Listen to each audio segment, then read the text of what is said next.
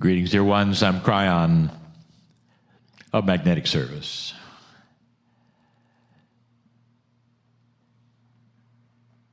The energy that has been put forward today, sometimes it's collectively addictive. And that means that some of you start to feel, this is where I belong. You meet family, perhaps. But more than that, you're starting to understand and realize and feel that which is so elusive. A communication, a kind of communication, even very long distance, even through this media, which is addictive. And it's not necessarily an evangelistic message at all that attracts you. In fact, it's not even the message. Not really. Some of you are feeling where there's a lot of things I'm hearing about I wasn't really aware of, and others are saying, I've heard this all before, but there's something different here. Even as you sit there, there's something different here. And there is. In my channel last night, I mentioned something. That old souls in particular, and all humanity in general, is starting to push the envelope of their dimension. Now, this is difficult and eye-rolling for many. And we're going to say it again and again. The dimensionality is your reality. It's what you touch and you feel, you experience and you sense, and it's what you've been told and what you believe. It's the core, perhaps, of who you are. And that is beginning to shift. And what is shifting is like a ceiling that is starting to raise, to become higher, and you didn't expect it. And when the metaphor is the ceiling gets higher, it means it exposes more of the things that you weren't aware of. It's a metaphor, dear ones. It's a metaphor for being able to slightly see through the veil, even. The veil that has separated you, not just from another dimension, but a veil that has separated you perhaps even from a greater truth. What is one of the questions that is asked over and over by not only theologians, but those who are esoteric in every field, and intellectuals will say, what is the meaning of life? And of course, there are libraries filled with this, because no one seems to understand or know, and there are many who believe they do, and on, and you know I'm right. What if the veil just starts to lift a little, and it's like pulling back the curtain, where some of you can see it for the first time and sense it for the first time. And you say to yourselves, oh my, I never ever saw that. And it's something that is good, that you didn't realize, or it wasn't told to you, or perhaps it was vastly different than anything you suspected. You are pushing dimensionality. And again, I'll say this. There are many, many dimensions. Dimensionality is a measurement of physics. It is something that your scientists have determined.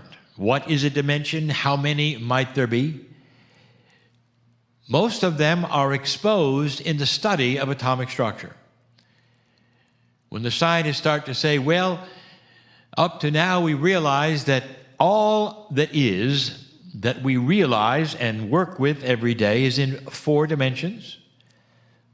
We said this before, height, width, depth, and time. And that becomes the world of the human being, no matter what. But the scientists say, well, there's more. There's 5 and 6 and 7. A few years ago, they said, we have discovered, based upon atomic structure study, that there are now 11. And then slightly later, they said, well, now there's 26. In other words, the more they looked at it, the more was revealed, the more I realized that there may be many, many more. Now, what does this mean to you as you sit in the chair? Yet again, I'll ask the question for where I'm going next. Is it possible that you are only living a reality that is a fraction of truth? Do you think of that? There are so many humans that say, I only believe what I see.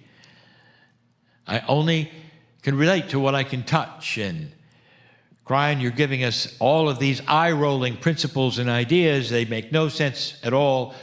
I choose to not believe them because I cannot see them, I cannot touch them. So that is the human being saying, I am comfortable knowing what I know. Don't bother me with the rest of the story. Or the human that is saying there is no rest of the story, that's all there is, even though science tells them differently. No. Did you know that light can be in 2 places at the same time? Have you heard about entanglement? I said that before. I even said that in this conference. I'll say it again. Can you imagine a reality where you can talk to someone or something or even work with an object that's in 2 places at the same time? One is here on the planet, another is someplace else in the galaxy, and you're talking to them in real time. You think that is fallacy? Ask about entanglement. This is another dimensional reality. There are those who say, well, I'm not interested in that reality, I like mine. Let me tell you how this works, dear ones. That which you are comfortable becomes the core, and it always will be for a human being. That's the core reality. But as you start to broach other dimensions, they're added on to the core. You don't suddenly becoming a wisp of light that does something. This is not what we're talking about. We are talking about a dimensionality that becomes more comfortable because you know more. What if truth was this way, where you start to push the envelope of your own consciousness and you start asking the question, you say, I like the way I have it here and I'm very comfortable. Is there something else that would add to it and make me even more comfortable? This or something better? There are so many humans who hear these words and say, no, I'm really not interested in the change. I choose to stay in my box. Because they fear the idea that if they did change, that box of familiarity would disappear. Well, it doesn't. It's simply enhanced. You have a core knowledge, perhaps, of mathematics. Maybe you've studied arithmetic and algebra, and here comes all the rest of it, and the calculus and all. Let me ask you, do you have to then throw away the arithmetic and throw away and study a whole nother language? Is the answer no. One is the basis of the other. It adds to it. It helps you to understand all that is. You go into a graduate study of the core knowledge that you have. I say that so you will not fear broaching another dimension. You're starting to do that. I told you before that what this truly means to you right now, in this moment, is that those with the most earthly experience will start an ability to sense more than they've ever sensed before. And that means that you will see that which is comforting, perhaps, and loving. You'll have some more spirituality added that is logical to you and for you, makes more sense, and helps you through things. Some of you have already expressed this to others. I know who's listening here. both now and later, when you will take them aside and say, I have every reason right now to go into anxiety and fear, and although there is a little bit occasionally, I feel an overwhelming sense of well-being. For I know that this will indeed solve itself. There will be solutions that I don't know now, and I'm comfortable with it. Welcome to another dimension, dear ones, that a dimension that starts to move into the soul. Your soul belongs to you. It is a multidimensional part of you, and up to now, there has been a wall between you and the rest of you. On the other side of that wall, there is so much that will enhance your life. You start understanding your cellular structure a lot better. How many of you, right now, as you experience your cellular structure, your bodies, perhaps are looking at yourself in a way that is so linear, where there is only your head? That is where you sense everything, that is where you think, that's where you feel pain and pleasure, and you look down upon your body and you say, I just hope the rest of you last. And that's that linear approach that we have talked about before. What if suddenly you start to feel the rest of your body as a friend? What if you start to feel the rest of your body not only as a friend, but as something that you have control over, because consciousness in you is the boss of your cells? How many of you understand now that you can start having a dimensionality that allows you to touch perhaps and feel perhaps the multidimensional pieces and parts of your own cellular structure? Find, what did you just say? Let me put it this way. Imagine yourself standing in the middle of a stadium and there's 1 trillion entities in the stands all looking at you, and the spotlight comes in and you realize you're standing in your body's DNA field, and your DNA is looking at you saying, what do you want? You're the boss. You are the consciousness of the body. And then you have the chance to say, I want health. I want you all to behave. I want the immune system to be as strong as it ever has been, and I'm going to help you because I have intuition to go here and there and do this and that. I want longer life. I want all of you. Pay attention, you might say. Up there in the stands, pay attention, because I am the boss.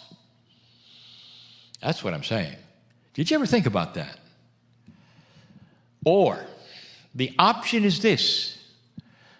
There's the stadium, you stand in the middle of it, and no light ever comes on. And all that DNA and those trillions of cells get tired of waiting for instructions, so they're just going to go and do their best on their own with the environment, with the diseases, with the unhealthy things, because the boss never said anything. Dimensionality is so big.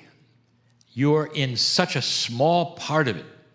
But as you then go toward that place where you start to broach what you're used to, going into not 5 or 6 or 7, but multi-dimensional energies and aspects. Don't number them, dear ones. You can if you choose, because you're linear. If you want to say you're going into 5 because it's after 4, go ahead. But that's not so. Multidimensionality does not work that way. It's not linear. You can't even count the dimensions. Not really. They're just there as a soup of enablement. Then you start realizing, what if I could move into a place where I could feel my divinity, my soul? Does your soul belong to you, or does it simply belong to God and you have nothing to do with it? It's an interesting esoteric question, isn't it? Here's the answer. Your soul has always been the core of you. You're only simply aware of height, width, depth, and time. You're only aware of a piece, a tiny piece, of who you really are. That has been the low consciousness that you put yourself in until the shift, and now it starts to move. As you start to broach this and start to feel things, you realize it's easier to feel peaceful. Now, what have you done? Have you identified a piece and a part of your soul? You have not. All you know is that you are feeling something that you never felt before that goes beyond logic. It's something that it seems like you're getting helped from beyond. It's really you getting closer to the divinity of you. Your soul is from the creative source, that which is God. Your soul is part of you and the creative source. You are a part of creation, dear ones. That's what the soul is. And so here you are starting to broach the issue of getting out of that reality that is so small and into one that enhances the core that you're used to. Oh, but there's so much more. This is why I have created the circle of 12 and pushed my partner into the breach and told him to do it. Something he's never done before, but something he will get used to because he's already feeling it. Every time he goes there, he's looking around and he's saying, where was this before? Where was this for 31 years of my teaching? I know what he's thinking. In some ways, he's amazed. In other ways, he's angry.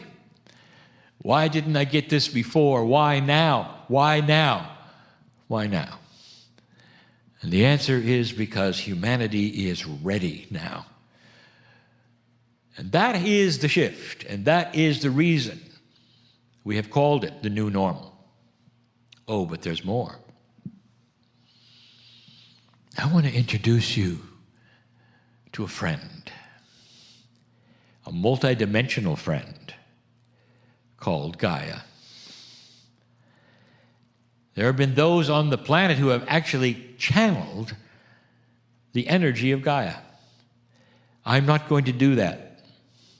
But what I'm going to do is give the message from Gaia to you. It's a beautiful message, dear ones, and it may shock you and surprise you with the depth of it.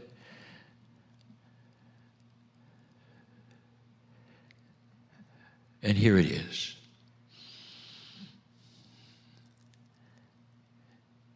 I know you. You don't know me. Not really. Well, I know you. I know all of yous. I know every single incarnation as you put your first steps onto me. When you came out of the womb, what you did was to inhale for the first time that which was me.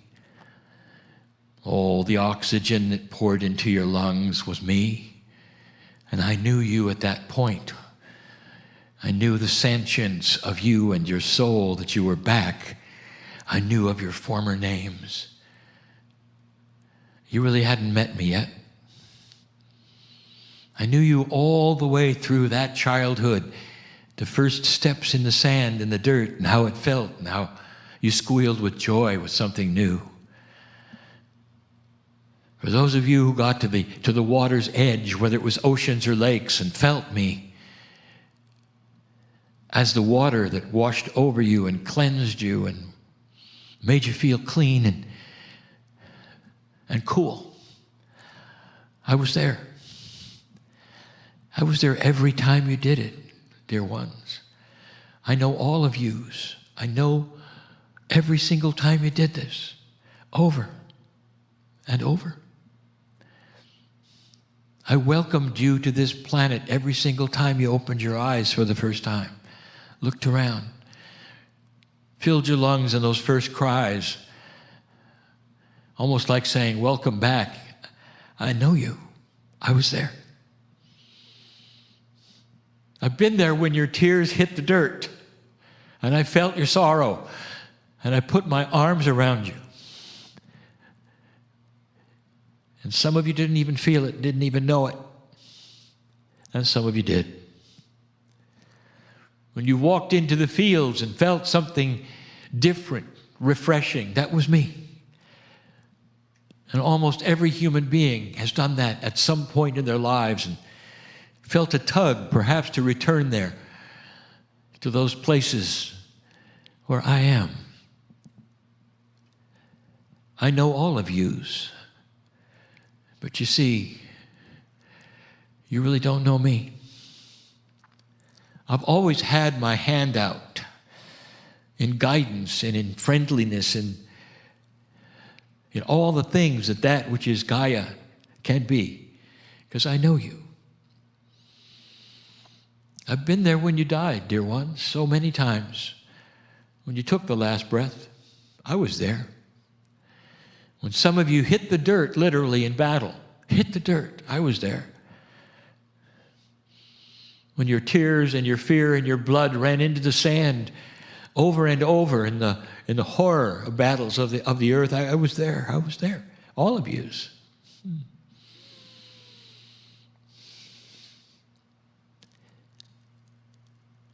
When some of you came off the ships in battle and sunk into the ocean, and the water filled your lungs, and you struggled for air, and your eyes got wide. This is for my partner who is afraid of drowning, because I just described him. I was there. I was there for all of them, dear ones, every single one. I've watched you come, I've watched you go. I've held your hand. I've given you oxygen for every single breath that you've ever taken. I've washed you and your soul over and over with the waters, the rains, the lakes, the oceans. I've heard your giggles and your laughter, and I've shared your pain. I am Gaia, partner of yours on planet Earth. Would you like to get to know me? Because I really know you. I know you. I'm in the animals of the forest, who for some of you are important for sustenance. I am in the dirt of the earth. I cover the seeds. I grow the food that you eat. I'm in the forests that supply all manner of things for you, including some of the most profound cures for the diseases that you might have. I have all of that grown specifically for you. All of yous. This is who I am. I am the one who fills you with joy when the sun goes down and you watch the colors in the sky and the atmosphere. That is me. I am the one who soothes the lovers as they watch the sun come up or down, hand in hand, over and over, and wonder why it feels such majesty, and why they feel the way they do when the earth winks at them, when the sun goes down. That's me. I've been with you in every romance, every birth. I've been there when you went through the pain. Dear ones, both genders, you have been the joy and the pain of the childbirth. I've been with you when you looked into your infant's eyes for the first time. I was there all the time, every time. I have stood beside you and begged you to pay attention to me, because I can enhance your life. I can make it better for you. Because we are symbiotic, the two of us, human being, and I have so much to give to you. But you don't know me. Not anymore. And so, dear ones, with the increase in dimensionality, you're going to start sensing me. And I want to make it clear. Don't be afraid. Because I am Gaia, and I know you. I know you. That is the message, dear ones, from your earth to you right now. The ancestors of this planet reside in the dirt of the earth, figuratively. All the past lives you have ever been are still here, figuratively, but esoterically, accurately. There is so much here that is yours. The knowledge of who you've been, what you've learned, what to do next, how to have peace, how to heal yourself, is all there. This is what humans are starting to go through.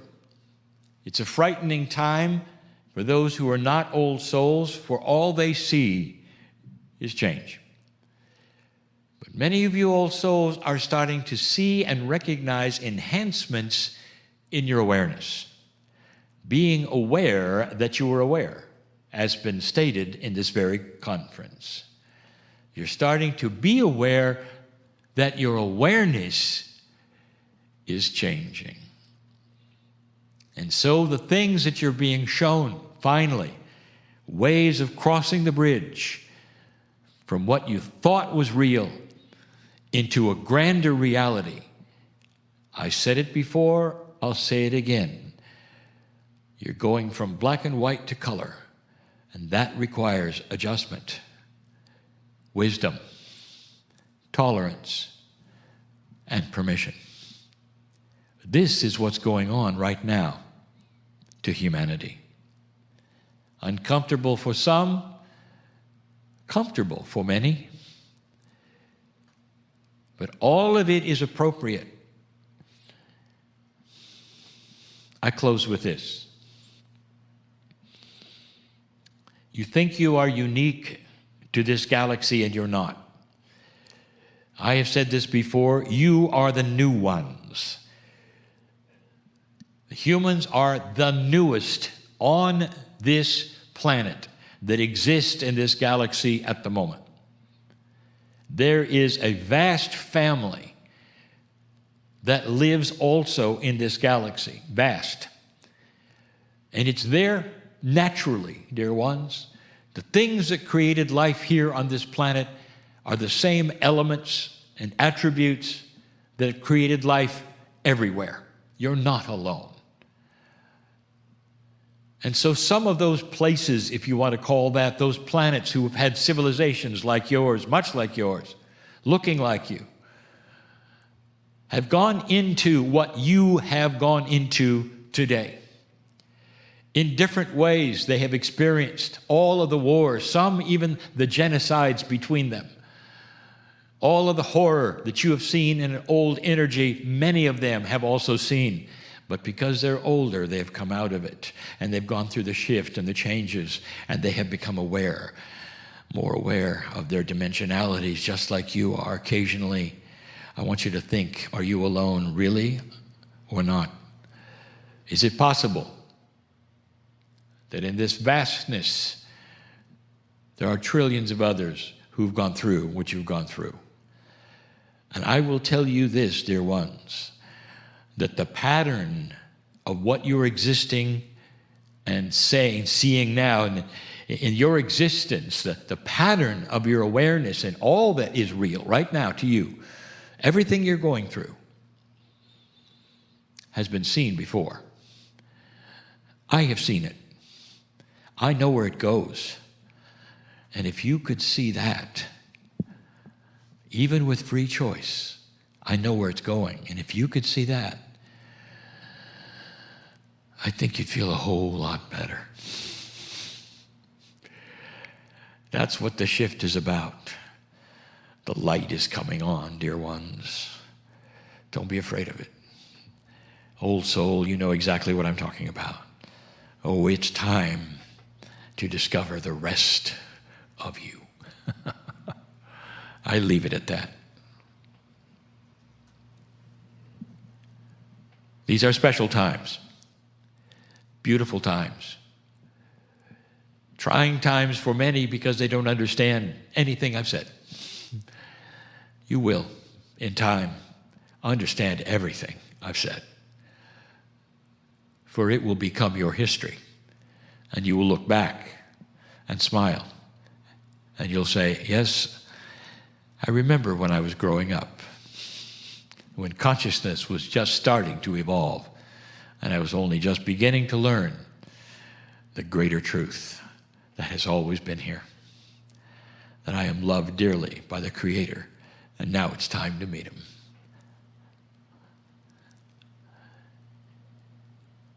And so it is.